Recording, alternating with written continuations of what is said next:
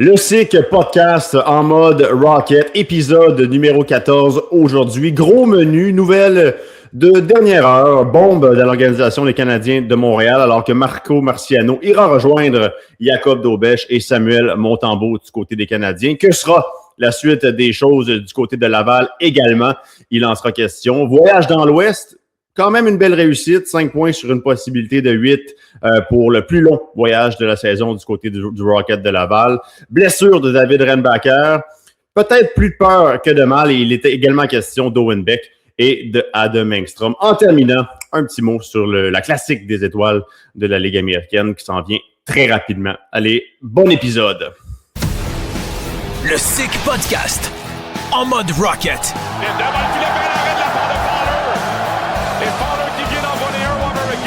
Le podcast le plus sick sur le Rocket de Laval. La voilà une entrée de territoire pour Jacky. Jacky, belle fin de semaine devant le filet. Le but! Marqué par Florian Jacky! Avec Cédric Blondin et Vincent Demuy. Le but! Marqué par David Renbacker!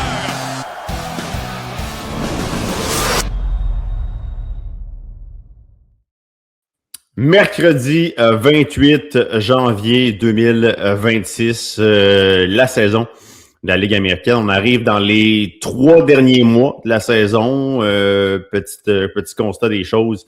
Le Rocket toujours en tête de la division Nord par 3 points. Un bon voyage dans l'Ouest. Moi et celui que j'accueille à l'instant, Cédric Blondin, on a regardé ça. On s'est couché tard à l'occasion. Il y en a qui ont réussi à se rendre au point de presse, d'autres non. Non, c'est ça. C'était une grosse journée lundi, mais c'est ça. Mais ça a été 3 matchs très tard. Le match de samedi n'était pas tard. Là. Il était à 2 heures. Mais ouais, c'est toujours le fun une fois par année. Il y avait bien sûr celui à Winnipeg, mais c'est moins un gros écart avec les heures. Donc, c'était à Botsford vraiment. C'était à Botsford vraiment les 2 matchs à 22 heures. Là, on se couchait aux petites heures après des bons matchs de hockey au moins face au Québécois, des Canucks, des matchs très, très serrés. Celui à Calgary, un duel à 14 heures. À 21 heures, on a vu que c'était timide, la présence dans les gradins pour le deuxième match à Calgary. Et on réalise qu'à Laval, on a de la chance d'avoir ce genre de marché-là quand tu regardes. La foule au moins était plus là pour un match en après-midi le samedi. On a fait les choses différemment, mais c'était plus compliqué dans les gradins le lundi dans le dernier match. Là. Non, c'est sûr. Puis ça a été mentionné. Je pense que c'était le festival de Calgary le samedi. Puis il y avait un match de Hitman après. Donc, je ne sais pas s'ils ont fait une promotion autour de ça. Les Flames qui n'étaient pas en ville jouaient le lendemain. Mais c'est sûr que ça fait beaucoup de hockey là, en l'espace de 48 heures du côté de Calgary là, avec tout ça. Puis on sait qu'autour du Saddle Dome, il y a plein de choses, bien évidemment. Donc, on a vu la différence entre samedi et lundi, bien évidemment aussi. On va en reparler de ces matchs à Calgary, un peu sur Abbotsford, parce que ça fait quand même très longtemps, les matchs à Abbotsford. Là, ça fait déjà une bonne semaine que ça a été joué. Le Rocket qui avait récolté 3 points sur une possibilité de 4. Mais ce qui fait réagir ce midi, en ce 28 janvier, ça a été la bombe qui a annoncé l'organisation des Canadiens. L'entraîneur des gardiens là-bas, Éric Raymond, a été remercié après 5 saisons. Cédric, on a récompensé vraiment Marco Marciano qui devient par intérim, c'est important de le mentionner, l'entraîneur de gardien de but du côté des Canadiens de Montréal. Lui, c'est quand même, dans le cas de Marco, c'est de lui que je parle présentement, c'est quand même 13 saisons dans la Ligue américaine, plus un bon parcours junior dans la JMQ, bien entendu. Je pense que personne ne peut dire ce midi que c'est démérité. Là. On sentait peut-être qu'on avait un joyau au niveau du groupe d'entraîneurs dans l'organisation. Puis là, on l'a récompensé d'avoir aidé tant de gardiens dans la Ligue américaine depuis son arrivée en 2013. Oui, c'est 100% mérité dans le cas de Marco Marciano. Écoute, c'est sûr qu'avec les derniers résultats devant le filet avec le Canadien, on sentait que peut-être un changement pouvait se produire. Mais en même temps, quand quelqu'un, ça fait aussi longtemps qu'il est dans ton organisation, qui a grandi, qui a développé ces joueurs-là aussi par la bande avec les camps de développement et tout ça. Je pense que c'était le bon moment. Je trouve le timing un peu spécial quand même, là, surtout après la performance de Jacob Daubèche hier, qui a peut-être joué un de ses meilleurs matchs de la saison, sinon son meilleur. J'étais justement du côté du Centre Bell hier soir. Mais est-ce que c'est peut-être en raison que le Rocket était dans l'Ouest, puis on savait que Fowler allait avoir 3 ou 4 départs dans ce. Il y en a eu 3 sur 4, bien évidemment. C'est ce que je pense. L'équipe qui est revenue hier. Donc, est-ce qu'on aurait pris la décision? Je sais que c'est pas trop compliqué de le faire voyager, mais avec le développement de Fowler, peut-être que ça. Si le Rocket avait été à Laval, on l'aurait probablement fait peut-être avant là, avec les résultats qu'on a vus de la semaine dernière, mais je veux rien enlever à Éric Raymond, honnêtement. Là. Il a fait quand même un travail intéressant dans les dernières années avec le Canadien, bien évidemment, mais dans le cas de Marciano, de Marco Marciano, c'est mérité. Et j'avais l'impression que, et pas mal tout le monde avait probablement cette impression-là que si ce n'était pas à Montréal, c'est une question de temps avant qu'il y ait une opportunité ailleurs dans la Ligue nationale. Ouais. C'est un solide coach de gardien, c'est une très bonne personne en plus de ça. Je pense que il va bien fitter, là. Surtout qu'il a développé Dobèche. Dans le temps qu'il était avec le Rocket, lorsqu'il est passé au niveau professionnel, il est en train de développer Fowler. C'est une question de temps avant qu'il aille le rejoindre avec le Canadien. Il a travaillé avec Samuel Montembeault, bien évidemment, aussi. Donc, je pense que c'est juste un tout, un complément qui fait que la décision a été prise aujourd'hui. Il y a un paquet de choses intéressantes dans ce que tu soulignes quand même. Oui, il y avait peut-être la peur qu'une autre organisation vienne donner une première chance dans la Ligue nationale à Marco Marciano. Peut-être, c'est normal. Quand tu as des personnes, des entraîneurs de qualité puis des êtres humains de qualité, c'est normal que d'autres équipes s'intéressent à leur service. Tant mieux si le Canadien, ultimement, peut en profiter. Moi, ce que je trouve intéressant, c'est que Marco a développé des liens avec les 2 gardiens qui sont présentement à Montréal, peut-être un 3e en Jacob Fowler. Samuel Montembeault, ça n'a pas duré très longtemps, mais le lien entre Dobèche et Marco, je pense qu'il a été très, très fort à sa première année avec le Rocket de Laval. Il a beaucoup aidé techniquement au niveau de sa confiance, au niveau mental également. Même chose pour Samuel Montembeault quand il y a eu une petite semaine avec le Rocket, 2 matchs du côté de Cleveland. Moi, c'est une relation qui est déjà existante entre les 2 gardiens, même les 3 gardiens que tu veux avoir confiance dans l'organisation et Marco. Moi, je trouve ça très intéressant. Rien d'enlever à Éric Raymond. Bon, ça veut pas dire que c'est un mauvais entraîneur. À quelque part, tu te dois de changer des choses. Est-ce que le Canadien est satisfait de... Oui, Dobèche réussit à remporter des matchs. Tant mieux, mais est-ce qu'on est satisfait de comment il s'améliore d'un point de vue technique?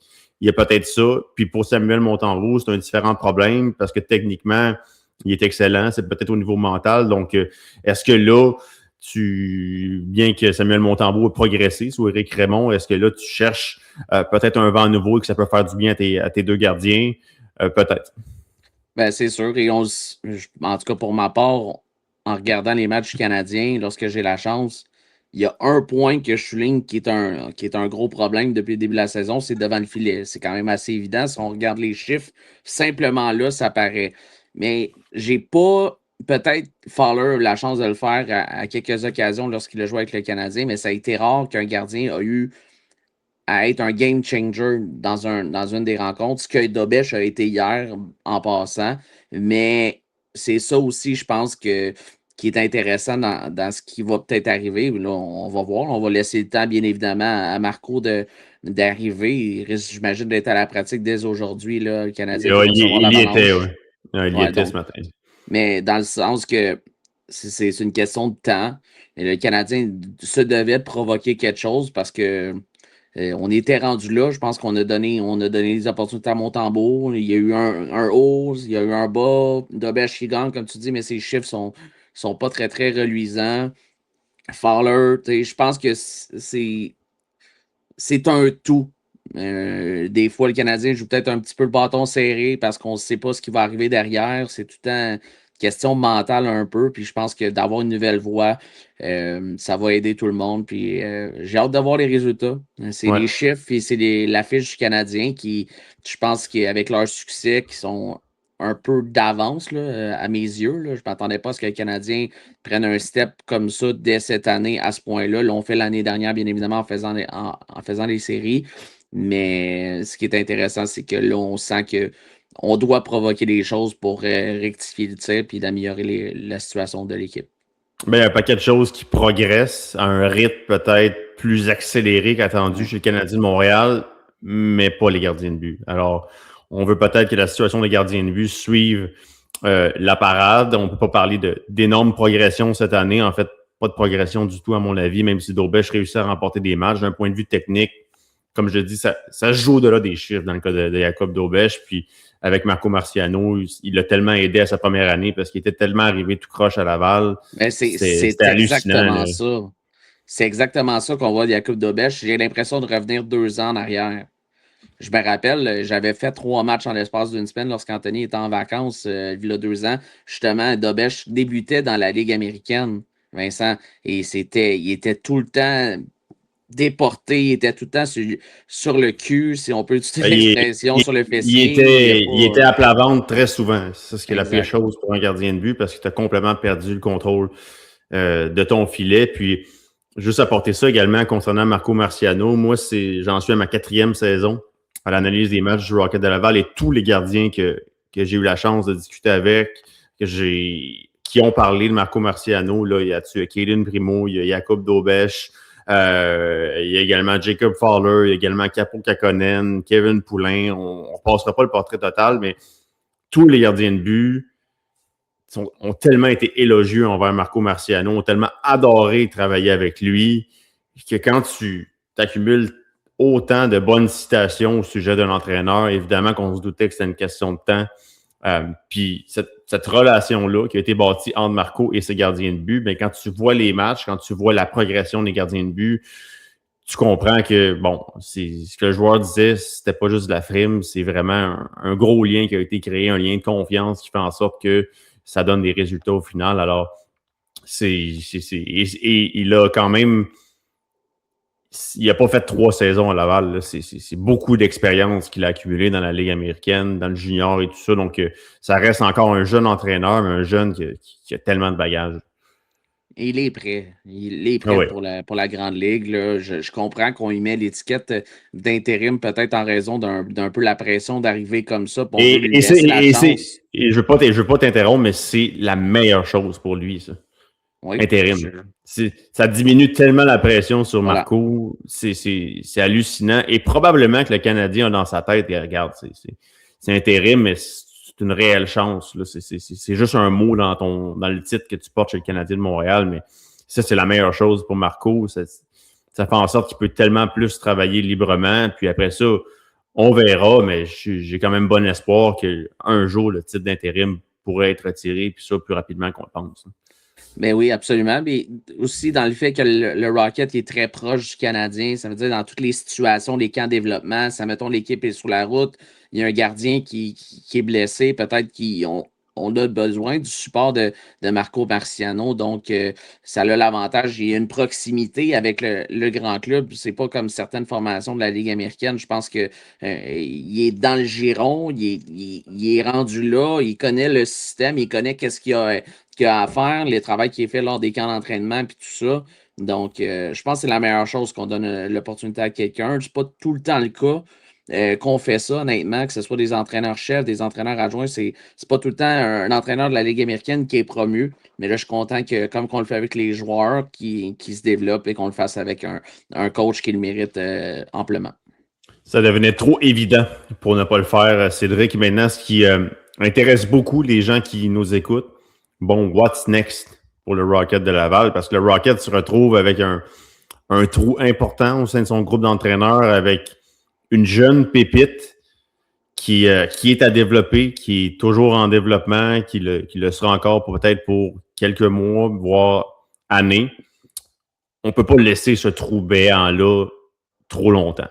Je pense que trop longtemps, on ne peut pas se rendre à 3 semaines, 1 mois. Il faut y voir rapidement. Ben, selon moi, il faudrait que ça soit fait d'ici le prochain match. Je ne peux pas ne pas avoir de coach de gardien de but. Là. Dans mon sens, Vincent, c'est une décision que ça fait peut-être un bon moment que la décision est prise. Puis avec comme j'ai répété, là, je spécule totalement. J'ai aucune information, mais c'est important d'être précisé.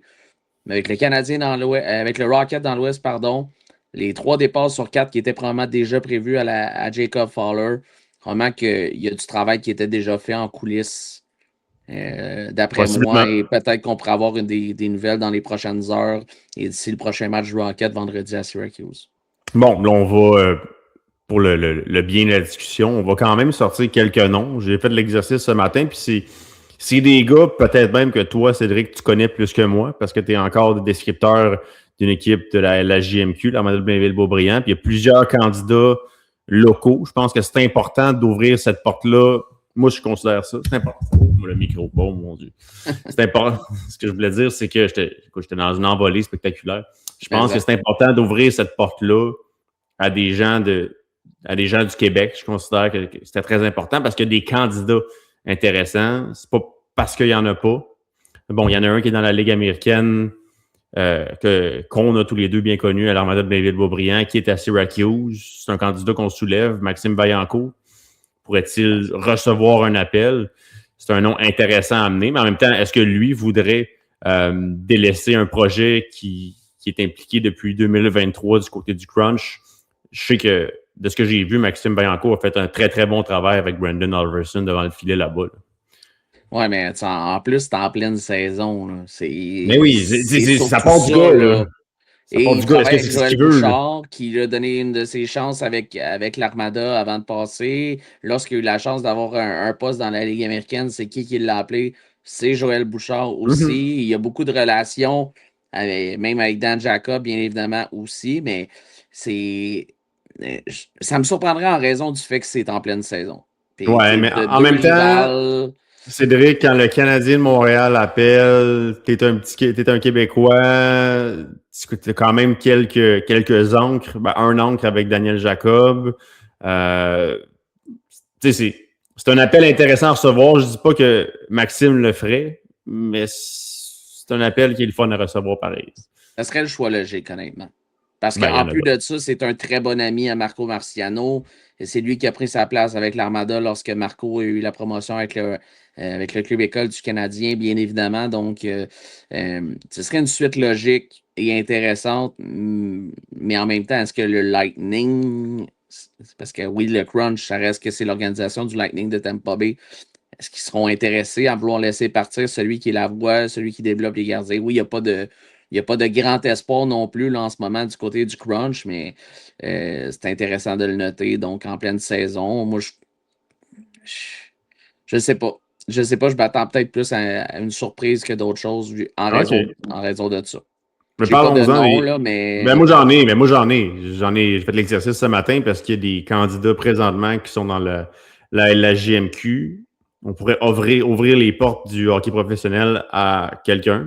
Je pense pas que le Canadien aurait peur de le faire, honnêtement.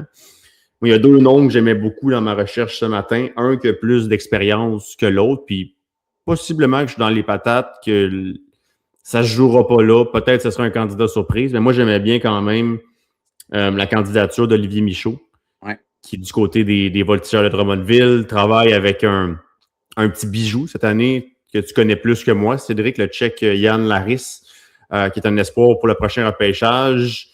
Lui a beaucoup d'expérience, c'est quand même à Drummondville depuis 2010. Il a également travaillé avec le programme canadien, avec l'équipe Canada Junior en 2022, de l'expérience Midget 3. Il a joué dans la Ligue américaine avec le club école des Canadiens. Moi, la candidature d'Olivier Michaud, je l'aime énormément. Oui, je suis d'accord avec toi. Ben oui, là, c'est une situation différente un peu, mais tu l'as bien dit, il connaît là, la réalité. Il a quand même déjà joué pour le club école. Il a été repêché de mémoire par le Canadien aussi. Là. J'essaie de regarder. Jouer dans la East Coast également, ça, dans la Ligue américaine, avoir des entraîneurs qui ont vécu certaines réalités, c'est extrêmement important aussi. C'est pourquoi j'aime beaucoup la candidature d'Olivier Michaud, mais quelque part, là, on spécule, on donne des noms, mais on n'a aucune idée de leur réalité familiale. C'est pas évident d'être entraîneur dans la Ligue américaine, là. Vraiment pas. T'es parti loin, mais en même temps, dans le junior, parfois, c'est pas plus rose. T'es également souvent parti de la maison, mais celle d'Olivier Michaud, si ça l'intéresse, c'est une candidature que j'aime beaucoup. Mais surtout, tous les joueurs qu'il a développés, oui, il y a Yann Laris, il y a Riley Mercer, qui était quand même un haut choix, mais qui s'est développé tout au long de sa carrière. Tous les gardiens qui ont passé par Drummondville. Donc, je suis quand même d'accord avec le choix que tu nommes, avec bien sûr Olivier Michaud des Voltigeurs, mais j'espère qu'on va donner une chance à quelqu'un un produit local qui a la chance de grandir et de passer au niveau supérieur. Ce serait le fun. Il y a beaucoup de Québécois autour du staff hockey. C'est pas mal tout ça, honnêtement. Donc, ça pourrait être intéressant de voir les décisions qui seront prises par Pascal Vincent et John Sedgwick. Ouais, un autre nom que j'aimais beaucoup, celui d'Antoine Samuel, un jeune entraîneur dans la JMQ qui a fait ses armes, notamment à Bécomo, présentement avec les Wildcats de Moncton. Lui a un petit peu moins d'expérience, mais quand même, déjà là, a aidé au niveau junior à former des gardiens de but, 28 ans seulement. En même temps, on avait donné une chance à Marciano alors qu'il était assez jeune aussi. Je pense pas qu'on a peur de ça du côté de l'Organisation des Canadiens. C'est un autre nom que j'aime beaucoup. Mais comme tu dis, on spécule. Je pense je suis pas mal sûr que c'est ça qui se passe. On a un sentiment d'urgence présentement à trouver quelqu'un pour aider Jacob Fowler, quelqu'un avec qui il peut y avoir une chimie qui s'installe très, très rapidement. Alors moi non plus, je serais pas étonné que dans les prochains jours, peut-être qu'en fin de semaine, on partira sans entraîneur des gardiens de but, mais je vois certainement pas les choses ne pas bouger d'ici la semaine prochaine, c'est sûr, certain. Non, mais c'est sûr, ça va être quand même. Je serais extrêmement surpris qu'il n'y ait pas de coach de gardien en fin de semaine. Tu vois, moi, ça m'étonnerait moins, mais la semaine prochaine, là, avant les 3 matchs à la Place Belle, je vois les choses se régler. Il ne faudrait pas que ce soit plus long que ça pour le bien de Jacob Fowler et des gardiens de but avec le Rocket de Laval. Cédric, qu'est-ce que tu voulais ajouter avant qu'on passe au prochain sujet? Non, c'est bon, mais dans le cas peut-être rapidement, dans le cas d'Antoine Samuel, tout ce qu'il a fait avec les Wildcats, ils ont gagné le championnat l'année dernière, bien évidemment. Rudy Guimond qui fait un travail sensationnel. Je pense que ce serait aussi une autre sélection de qualité.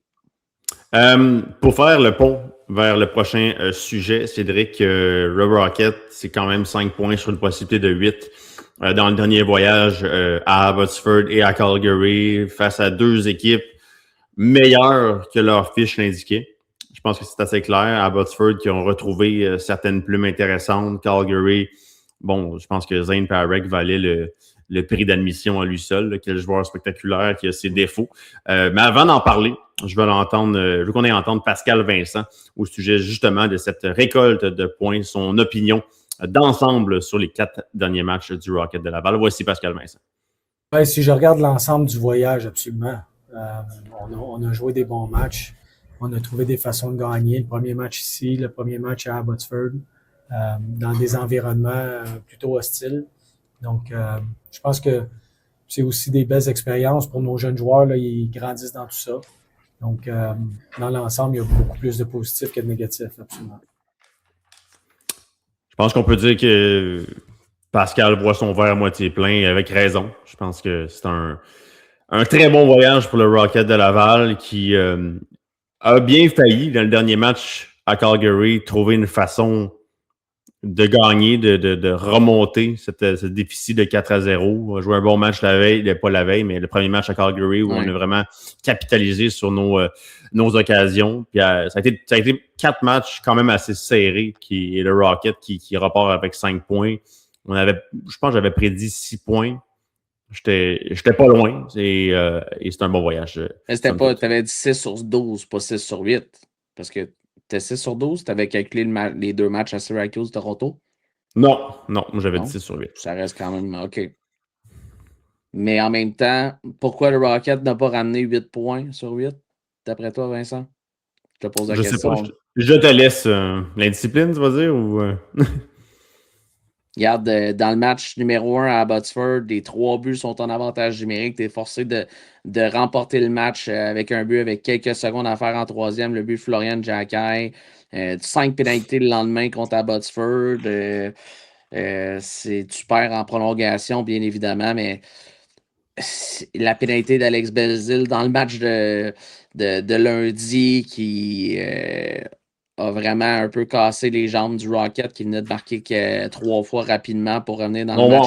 On va en parler de celle-là. Mais oui, mais c'est plus pour dire que c'est tout. Mais oui, mais dans le sens que Le Rocket aurait pu certainement revenir avec plus que 5 points si les problèmes qui sont récurrents depuis le début de la saison ne s'étaient pas présentés pendant ce voyage. Ou moins, un petit peu moins, parce que ça reste que c'est du hockey. Il y a des bonnes pénalités qui ont été prises quand même à des moments où il était nécessaire de prendre des punitions. Il y a beaucoup de pénalités d'indiscipline qui ont coûté... Puis pas juste l'indiscipline, les moments des pénalités qui faisaient très mal. Ouais, non, ça c'est clair. Je trouve que le premier match à Abbotsford, le premier trio de Farrell, Dauphin et Belzile avait été extraordinaire, un de leurs meilleurs matchs de la saison. Les 3 suivants, à force égale, ça a été plus correct de la part de ce trio-là. On a quand même eu l'occasion d'essayer des nouvelles choses. Je trouve que quand même Beck, Davidson et Roy ont somme toute disputé des bons matchs. Je pense que ce trio-là, avec Beck, tout ce qui entourait Owen Beck dans ce voyage-là était extraordinaire. Il faut dire qu'à Calgary, moi j'ai trouvé que les Wranglers, c'était une très très bonne équipe. Il y avait du talent. Je trouve qu'au niveau du cycling offensif, c'était pas une équipe facile à jouer. Défensivement, il était gros, il était rapide. Il y avait une brigade défensive qui bougeait la rondelle. Quand ils sont arrivés face à Ivan Prosvetov, ça a été plus compliqué pour le Rocket face à un gardien qui était au sommet de son art. Il faut dire qu'Abbotsford avait également retrouvé Nikita Tolopilo. Donc, ça n'a pas été évident quand même à Calgary face à cette équipe-là qui a quand même des armes intéressantes pour faire un long parcours en séries éliminatoires. Donc, ça reste des bons résultats pour le Rocket, surtout à Calgary. Il y a des périodes que le départ à Calgary dans le deuxième match où défensivement, on ne l'avait pas du tout. Heureusement que les choses se sont replacées par la suite. Là. Mais oui, mais dans le match de lundi, les meilleurs des Wranglers ont été meilleurs que les meilleurs du Rocket. Et tu regardes Martin Frk, tu regardes aussi bien évidemment, Dryden Hunt, je pense que Dryden Hunt, c'est un but 4 passes. Il était pratiquement sur tous les buts, il y avait son mot à dire. Là. Oui, donc c'est sûr que peut-être la perte de David Reinbacher a paru aussi dans le match de lundi défensivement. Tu regardes la brigade défensive sans Reinbacher, sans Bisson, c'est pas la même brigade, donc c'est peut-être... T'enlèves des bonhommes défensivement qui gagnent des batailles, là, ça c'est sûr. Ça a paru, tu sais. Les 2 premiers buts des Wranglers dans le dernier match, c'est des batailles perdues devant Fowler, une de Didier, l'autre de Mark Del Gaizo. Voilà, après ça, tu as 2 tirs de la Ligue nationale qui ont battu Jacob Fowler. 3 manœuvres de la Ligue nationale. Si tu regardes le but de Dryden Hunt, qui en était un superbe, un des beaux buts que j'ai vu dans la Ligue américaine cette année. Le tir de Martin Frk, lui, il a lancé de la Ligue nationale. Là, c'est pas ça qui est pas convenable dans son jeu. Puis, est-ce que Jacob Fowler aurait aimé faire cet arrêt-clé? Possiblement, mais il y a une des bonnes garnottes de la Ligue américaine, probablement la meilleure. Oui, ça c'est certain, mais qu'est-ce que Dryden Hunt faisait tout seul là? Il était complètement seul. Complètement seul. C'est ça. Il y a des batailles devant le filet, c'est là que ça fait mal. Là. Les batailles des devants du filet, tant offensivement que défensivement, le Rocket dans ce match-là, on l'a fait un petit peu moins. Évidemment, comme tu dis, les pertes des défenseurs font être très, très mal. Puis Calgary avait des défenseurs quand même bon gabarit qui étaient capables de patiner. Au moins, on a fermé dans le deuxième match là, à Calgary. Je trouve qu'on a bien fermé l'accès à notre zone parce que là, les entrées de zone de l'adversaire en première période à Calgary t'a donné 11 chances de marquer. Puis c'est souvent parce qu'il est entré en zone du Rocket avec tellement de vitesse. Au moins, ça s'est replacé. On a joué une des meilleures périodes de la saison en deuxième période, tant qu'à moi. Puis en troisième, on était éteint. Tu veux-tu ajouter avant qu'on entende Pascal Vincent sur Calgary? Peut-être, honnêtement, parce que moi, c'est juste que j'ai l'impression que si il n'y a pas, on va en reparler de la pénalité d'Alex Belzile, avec le rythme que avec ses 3 buts en un peu plus de 2 minutes, 2 en avantage numérique en l'espace de quoi? C'est 9 secondes, finalement, qu'on a corrigé là, sur le site de la Ligue américaine. Mais tu reviens dans le match 4-3, tu as du rythme, tu as encore un avantage numérique, tu prends cette pénalité-là alors que tu es en avantage numérique. Moi, je reste convaincu que si cette pénalité-là n'arrive pas, le Rocket revient dans le match pour l'emporter. Mais justement, tu as trop de rythme. Mais Pascal Vincent va en parler dans le prochain énoncé quand même. J'en ai 2 à vous faire entendre sur Pascal Vincent. On va commencer avec le premier. évidemment pointé vers cette punition-là. On va en entendre Pascal Vincent sur la dernière défaite du Rocket de Laval, la seule d'ailleurs en temps réglementaire dans ce voyage-là face aux Wranglers de Calgary. Ben, le premier but, c'est de gagner des batailles. Le deuxième but, ça a touché le poteau, ça rebondit sur la patte à Fowler, c'est revenu dans le net. Troisième but, c'est un bon lancer. Furk, je l'ai vu marquer des buts de même de ses jours à Grand Rapids. C'est un marqueur naturel. Il y a un lancer puissant un peu à la Laine, Caulfield, Ovechkin. Il y a ce type de lancer-là. Donc, c'est trois buts qu'on aurait pu éviter. Mais on jouait pas mal à ce moment-là. Fallait juste pas abandonner. On a eu nos opportunités par la suite. On est revenu dans le match. On a pris une punition qu'on peut pas se permettre à ce point-là, peu importe le niveau d'émotion. Donc, l'équipe passe en premier. Donc, peu importe de qui on parle, puis qui fait quoi, l'équipe passe en premier. Puis ça a été notre force l'an passé, puis c'est notre force cette année. Vas-y, Cédric, je t'enlève ta laisse. Tu peux y aller sur la pénalité, puis j'ai encore un excellent extrait de Pascal Vincent, mais vas-y. Ben, je pense que j'ai dit ce que je pensais, honnêtement. Non, vas-y. Tu viens de marquer 3 fois en 2 minutes, dont 2 en avantage numérique. Tu viens d'avoir un 5 contre 3. Il te reste une pénalité, celle de Turner Ottenbright, qui a pris une mauvaise pénalité après le but inscrit par Adam Engstrom avec un double échec. Tu avais toutes les opportunités d'aller chercher un 4e but. Tu pars au vestiaire. Au pire, tu pars au vestiaire en retard 4-3. Les Wranglers sont assommés. Il était assommé. Il était assommé et frustré. C'est eux qui, avant cette punition-là, c'est eux qui tombaient dans l'indiscipline. Punition de Galland. Alex Galland sur Beck. Beck a été chercher une grosse punition là-dessus avec juste un petit coup de bâton. Le Galland, après ça, Ottenbright. Après un but, un geste complètement stupide. Puis celui après ça de Belzile était vraiment pas mieux. Mais on sentait les Wranglers un peu être sortis de leur game. Puis là, après ça a commencé à critiquer le double échec d'Ottenbright. Tu voyais les joueurs des Wranglers vouloir courir après. C'était Laurent Dauphin. Là. Donc, tout le monde semblait justement comme... tu sentais le Rocket qui rentrait dans la tête des Wranglers après avoir marqué 3 fois en 2 minutes et 13 secondes. Donc, c'est ce que tu avais de besoin. Ça a été un peu... Et là, après ça, pour les gens qui n'ont pas vu le match, tu bourdonnes. Tu es en avantage numérique. Tu bourdonnes en zone des Wranglers. Alex Belzile se fait frapper par Nick Cicak qui finit sa mise en échec. Rien de malpropre là-dessus. Vraiment pas. Là, Alex Belzile qui s'en va courir après, jette les gants pour je ne sais quoi. La raison à ce moment-là, alors que son équipe avait le vent dans les voiles. Pascal Vincent en parle souvent depuis le début de l'année des décisions individuelles et non au bien de l'équipe parce que Alex Belzile n'est pas venu venger un de ses coéquipiers, rien de là. C'est une mise en échec que le vétéran n'a pas acceptée. Et c'est une décision individuelle à un moment qui était très peu opportun. C'est ça qui a dérangé un peu. Puis c'est pas... Dans le cas d'Alex, il a fait plus de bien que de mal cette année, là, entendons-nous. Là, mettons ça au clair avant toute chose. Là. Il est beaucoup plus utile à l'équipe qu'a nuit à l'équipe cette année. Là. C'est le meilleur buteur de l'équipe. Il est à 19 buts présentement. Mais les pénalités en zone offensive, c'est peut-être lui qui en a le plus cette année.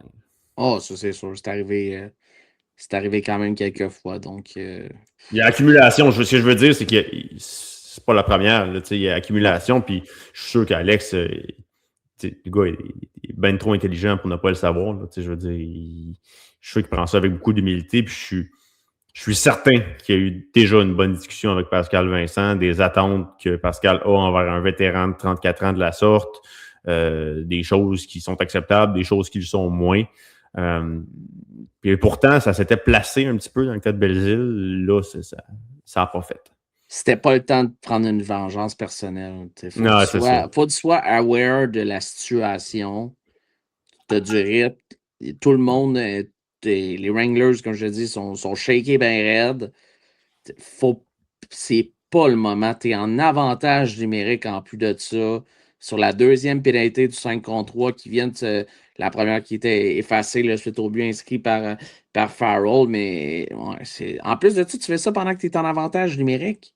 Première des choses, oui, tu sors de la glace, mais ça faisait quand même un petit bout que l'avantage numérique t'a commencé.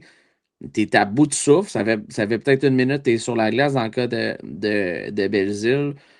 Puis après ça, tu fais ça. À ne rien y comprendre honnêtement, parce que, comme je t'ai dit, ça a été le point tournant dans le match à ce moment-là. Et ouais, on va l'entendre justement Pascal Vincent sur. Puis après ça, on va revenir sur la décision qu'il a prise de ne pas le faire jouer. Alex Belzile n'a pas joué en troisième période dans le dernier match. Donc, on va l'entendre, Pascal Vincent, sur cette punition d'un vétéran et des décisions qui ont suivi de cette pénalité d'Alex Belzile. Ben, un message assez fort, oui, puis non. Je pense que les joueurs le savent. Là, j'ai pas de zone grise. C'est des situations. On l'a fait avec Thorpe un peu plus tôt. Tu sais, c'est un jeune. Là, Bell, c'est un de nos plus vieux. Mais ça n'a pas rapport avec l'âge, ça n'a pas rapport avec le nom, ça n'a pas rapport avec... ça a juste rapport avec le moment présent, puis au moment où on joue ce match-là. Des choses qui passent pas pour moi, des choses qui sont que je peux pas accepter. Puis ça en était une. Demain, le soleil va se lever, puis on va repartir, puis ça va être bien correct, mais pour ce soir, c'est des choses que, pour nous, pour avoir du succès en saison, pour développer la bonne culture, pour s'assurer qu'on fait les choses de la bonne façon, et puis avoir la bonne attitude dans les séries éliminatoires, si on les fait, on peut pas accepter ça.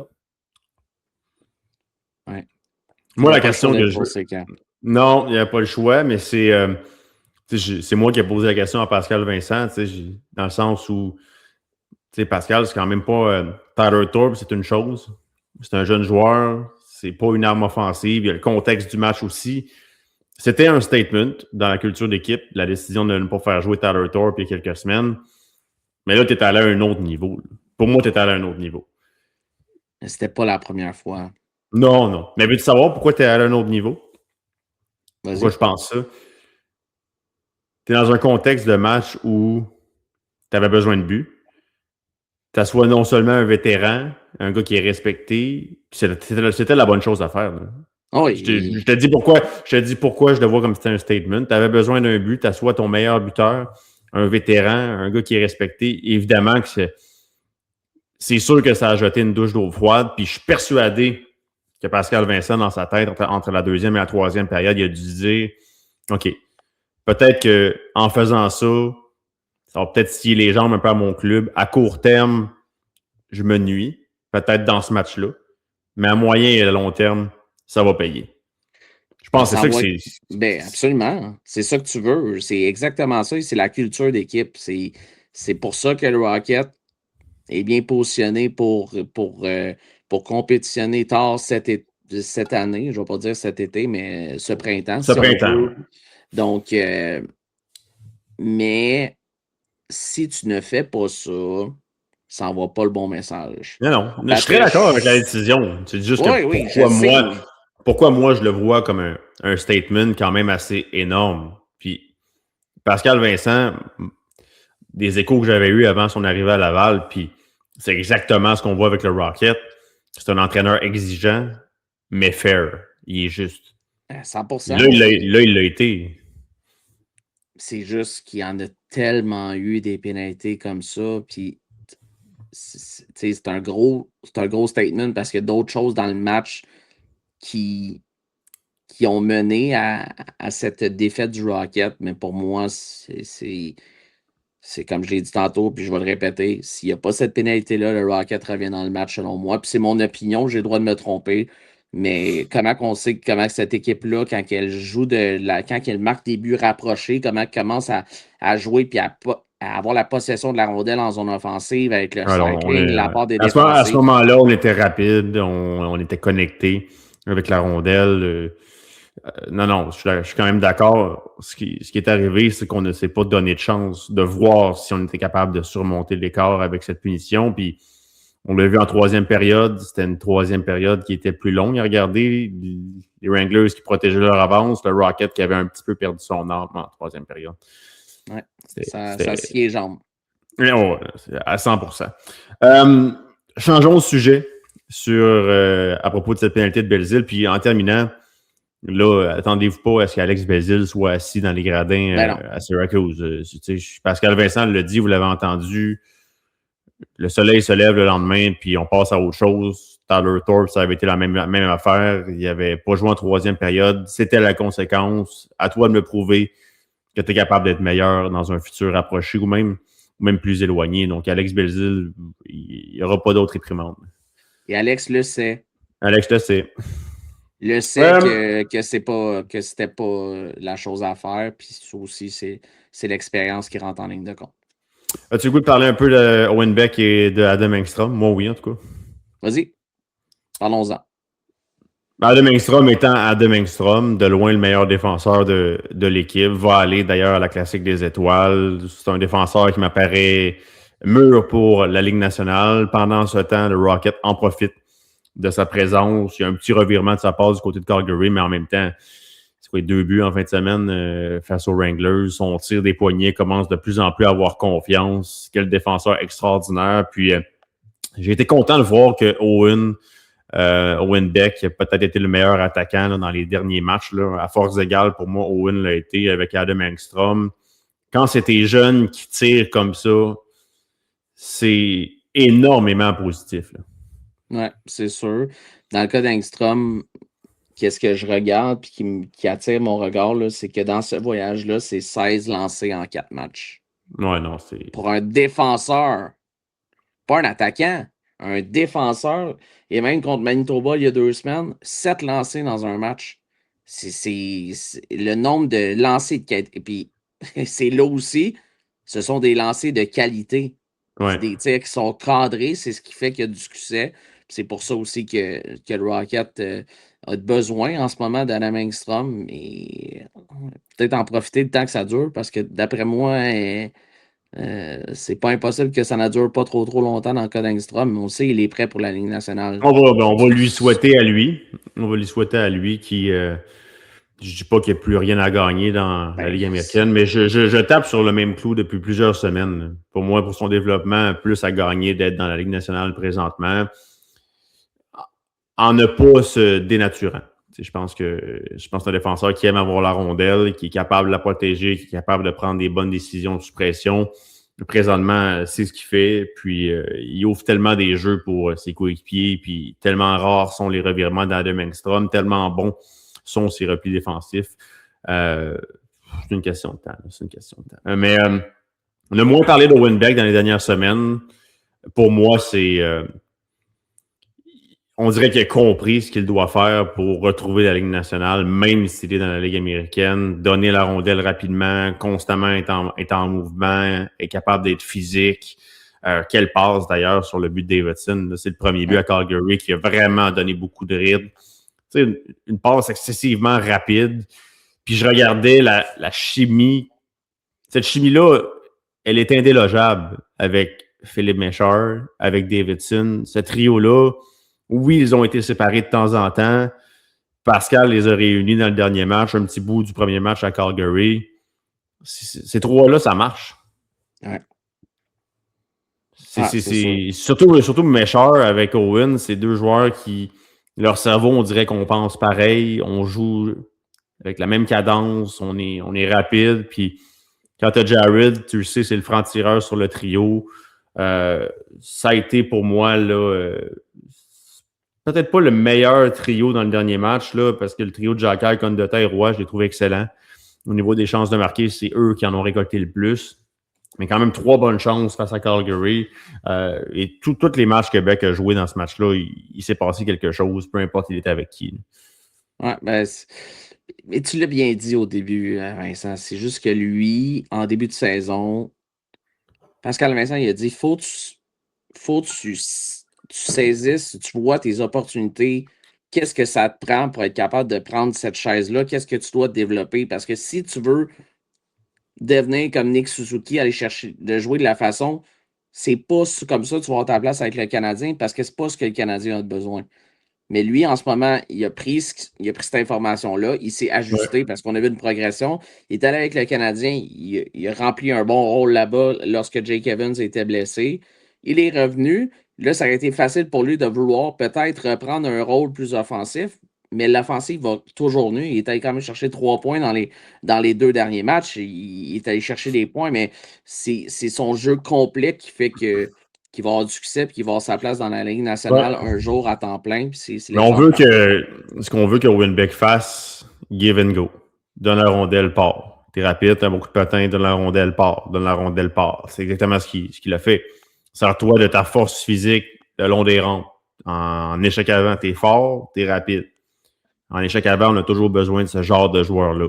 Il va continuer de prendre de la force physique, il va continuer de prendre de l'assurance. Et Pascal Vincent a bien fait de taper ce coup-là. Si tu joues dans la Ligue nationale avec le Canadien, ça ne sera pas sur un des 2 premiers trios. Alors, rends-toi utile d'une différente manière, joue plus simplement. Essaye pas de faire des jeux entre 3 joueurs adverses. Essaye pas de tricoter avec la rondelle. Ne garde pas la rondelle trop longtemps, tu vas te nuire. Il y a des options que tu vas perdre sur la glace en zone offensive ou en breakout. Alors, joue rapidement. Moi, c'est ce que j'ai beaucoup aimé de Winbeck dans les derniers matchs. Parfois, il ne récoltait pas de points, mais il jouait toujours de la même manière. Il n'essayait pas de forcer des choses parce qu'il ne récoltait pas sa mention d'aide, son but. Mais en jouant de cette manière-là, on l'a vu, la passe sur Davidson, n'a jamais hésité, n'a pas cherché à tricoter. Une petite passe, soulever, jouer rapidement, ça lui sourit. Il faut qu'il garde des choses simples pour avoir du succès. Puis c'est l'exemple parfait, encore une fois. On va l'entendre justement ce que Pascal Vincent avait à dire. Très élogieux envers ce que Adam Engstrom et Owen Beck lui offrent présentement. Il faut croire que leur développement, ces deux-là, va très, très bien du côté de Laval. Allons entendre Pascal Vincent. Absolument. C'est une belle évaluation parce que au dernier match, je te dirais que Engstrom était, puis sans exagérer, là, loin de là, il était le meilleur joueur sur la glace. Je pense qu'il a eu la première étoile en plus. Beck, il joue dans son identité. Absolument, il joue avec puissance. Il va au filet, il gagne des mises au jeu. Je l'utilise en désavantage numérique. Également, pas juste en avantage numérique, c'est plus un rôle qu'il y aurait avec le Canadien. Donc, je l'utilise dans un rôle qu'il pourrait avoir avec le grand club. Mais j'aime son intensité. Puis là, j'ai ramené en 3e période le dernier match, puis aujourd'hui, Meshar avec lui, puis Davidson. Donc, c'est une ligne qui nous a donné beaucoup d'offensives, qui nous ont créé du momentum. Puis là, je pense que le moteur de cette ligne-là, c'était Owen Beck. Oui, très d'accord avec Pascal Vincent. Je pense que le moteur, ça a été Owen Beck en faisant rien de spectaculaire, mais en étant efficace. C'est ce qu'on veut d'Owen Beck, puis c'est ce qu'on attend de lui, ultimement, dans la Ligue nationale. Veux-tu ajouter quelque chose sur les 2 jeunes espoirs de qualité du Canadien avant qu'on passe au dernier sujet? Parce que je pense pas qu'on va le temps. Oui, le temps file. Je pense pas qu'on va parler de la classique des étoiles. On va se garder ça pour la semaine prochaine. On va peut-être en glisser un petit mot. Gardons-nous ça pour la semaine prochaine. On a du temps en masse. On va parler des blessures pour terminer ce podcast-là. Je pense qu'on a tous une petite frousse quand David Renbacker s'est fait frapper derrière le filet. Toi, as-tu eu un problème avec cette mise en échec-là? Moi, pas tant. Je vais avouer que Renbacker était dans une position vulnérable. Martin Fruc arrivait. Renbacker avait un petit peu la tête basse. On ne l'a pas annoncé. On a annoncé haut du corps, là, mais je pense qu'on va lire entre les lignes là-dessus. Oui, la mise en échec, c'est une mise en échec qui est solide, première des choses. Je pense pas que le point de contact qui était la tête, c'était pas le point de contact qui a visé. Ça semblait être ici, là, honnêtement. Ouais, moi aussi, je l'ai vu comme ça, le torse. Là. Moi, la chose que j'ai moins aimé, c'est que ton défenseur, 5e choix total, se fait blesser. Même si la mise en échec est légale, j'aurais aimé ça voir un petit peu plus de absolument. J'ai pas peur de le dire. J'aurais aimé ça avoir une réponse. J'aurais aimé ça. Tu peux pas accepter que. Puis ça m'a surpris parce que souvent on est habitué de le voir. Mais là, j'ai pas senti une réponse de la part du Rocket face à Martin Ferg. C'est un gros bonhomme, c'est un vétéran. À un moment donné, il faut faut que tu fasses comprendre à l'adversaire que ça ne passe pas. On peut être du même avis ou non, mais moi, j'ai pas senti. Ça m'a chicoté longtemps là, en fin de semaine, honnêtement. On dirait qu'on a tellement l'habitude de le faire. Puis on essaie de faire attention à la discipline. Je comprends ce que tu veux dire. Je ne suis pas en désaccord. Mais c'est pas comme si c'était une accumulation de choses comme ça chez Rocket. Tu l'as dit, on a l'habitude de le faire. On se tient assez serré. Parfois, il y a des moments où ça a été trop même. En même temps, certains diront que t'es jamais trop serré en tant que groupe. La meilleure des nouvelles, c'est que Ryan n'a pas joué lundi. Ça a apparu dans le match de lundi qu'il n'était pas là à certains niveaux. Ouais. Mais on ne parle pas d'une absence à long terme, là, malgré tout ce qui est sorti médiatiquement. Sur une blessure de Ryan, évidemment, ça va faire réagir. On l'a dit au jour le jour, puis Pascal Vincent s'est montré très rassurant après le match de lundi. Cédric, si tu le permets, je pense qu'on va aller écouter immédiatement l'entraîneur au sujet des blessures chez Rocket, celle de Ryan Backer, mais également ceux de Vincent Arsenault et de Xavier Simoneau.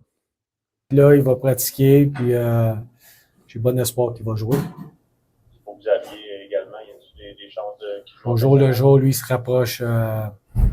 C'est un voyage qui était relativement long, décalage horaire, un paquet de facteurs. Là, l'équipe est un petit peu fatiguée. Là. On a des metrics, des statistiques qui nous informent sur le niveau d'énergie de l'équipe.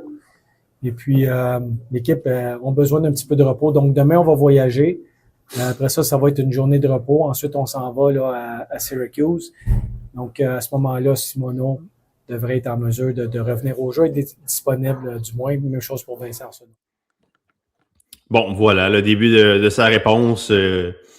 Il disait que David Ryan, il va pratiquer. Il y a j'aime les chances, autrement dit, là, qu'il puisse être en mesure de jouer à Syracuse et à Toronto. Alors, plus de peur que de mal dans le cas de Ryan Backer. Dans le cas de Simoneau et Arsenault, je pense qu'on réalise que c'est le genre de gars qu'on va avoir besoin en séries éliminatoires, puis on les veut le plus proche possible de 100%.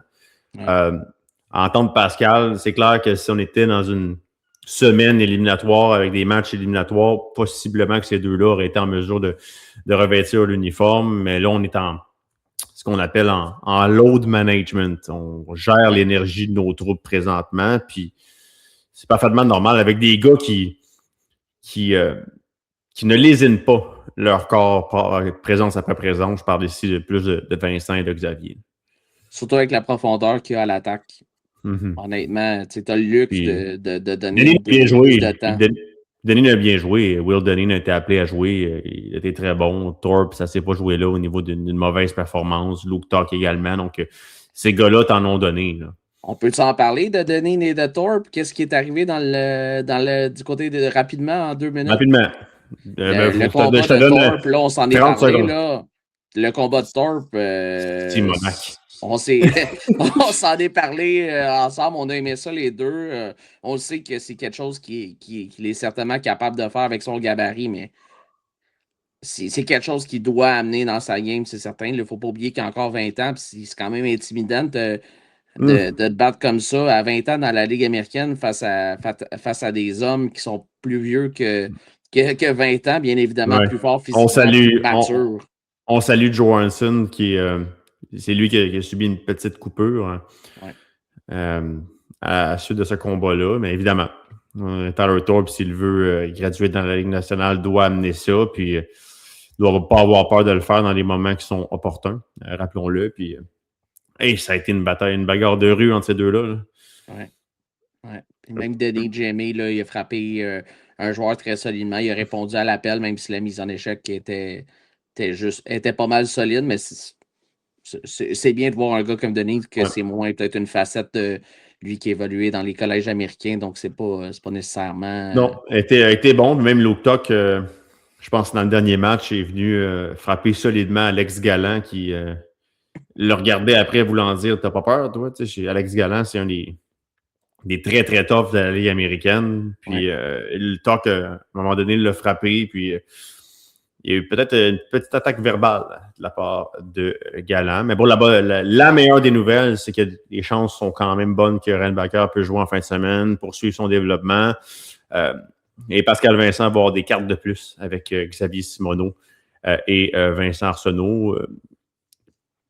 Je suis pas mal certain que si Vincent Arsenault avait été à 100%, il y aurait eu de bonnes chances qu'il joue un des 2 matchs à Calgary, au moins pour rendre tout le monde un peu plus confortable sur la glace. Ben, il sera là dans les duels de section face à Syracuse et Toronto. Ou du moins, selon Pascal Vincent, va être disponible. Bonne nouvelle. Oui, ça c'est certain. Et... j'ai hâte d'avoir un match à Toronto. Ça va être le match de samedi. Là, c'est la première visite à Toronto cette année. Donc, pour le Rocket, il en reste 4 en deuxième moitié de saison. Là. Son calcul, bien sûr, celui de samedi. Et le premier match depuis le 12 décembre. Tu te rappelles ce qui est arrivé le 12 décembre? Absolument. Je me rappelle très bien. Donc, c'est des matchs. Il y en a quand même un autre là, qui va suivre le 16 février aussi, là, en après-midi, un lundi. Donc, c'est des très gros points qui sont sur la table pour le Rocket en fin de semaine dans sa division. 2 équipes vont très bien. Syracuse et Toronto qui s'approchent tranquillement. Là. Ils ne sont pas très, très loin au classement de la division Nord. Donc, ça va et tu vas affronter Toronto 3 fois dans les 16-17 prochains jours. Là. D'ici au 16 février, tu y joues 3 fois. Ouais, c'est ça. Donc, ça va être des matchs extrêmement importants. Syracuse aussi en fin de semaine. Parce que dans la division Nord, ça peut rapidement chavirer là, si tu subis des défaites face à des adversaires de section. Ça va être un voyage très intéressant à suivre. Pas semblé avoir de pratique cette semaine avant le départ. Là. C'est seulement du repos, du voyagement. Donc, j'ai hâte de voir en fin de semaine ce que ça va donner avec moins d'entraînement un peu de qualité, chose qui est le fun à avoir dans la Ligue américaine. Mais parlant de qualité, Cédric, je te remercie pour cet épisode numéro 14. Également les propos qui ont été tenus. La semaine prochaine, on vous promet de parler de la Classique des Étoiles un petit peu plus. On s'approche de cette fameuse semaine du côté de Rockford avec des membres du Rocket de Laval. Je remercie également Shane Gaumont qui est là à la production, à la mise en onde. Sans lui, on n'est rien. Et je te remercie, Cédric. Et semaine prochaine, épisode numéro 15. Mais merci à toi, Vincent, aussi. Hein. Tu fais un excellent travail à l'animation de ce podcast hebdomadaire. Et c'est très important de le souligner aussi, là, parce que si tu ne poses pas les questions, si tu n'amènes pas les sujets, ben c'est pas facile pour moi de donner des réponses de qualité. Donc, merci. La bonne nouvelle, c'est qu'il ne manquait pas de sujet cette semaine. Et il n'en manquera sûrement pas la semaine prochaine pour l'épisode numéro 15. Je vous souhaite 2 bons matchs du Rocket de Laval, puis surtout une semaine à la hauteur de ce que vous méritez, c'est-à-dire une excellente. Salut tout le monde. Salut. Et c'est fini pour aujourd'hui. On espère que vous ne vous ennuierez pas trop de nous d'ici la prochaine fois. Abonnez-vous à le Sick Podcast en mode Rocket sur YouTube, X, Facebook, Instagram et toutes les plateformes audio.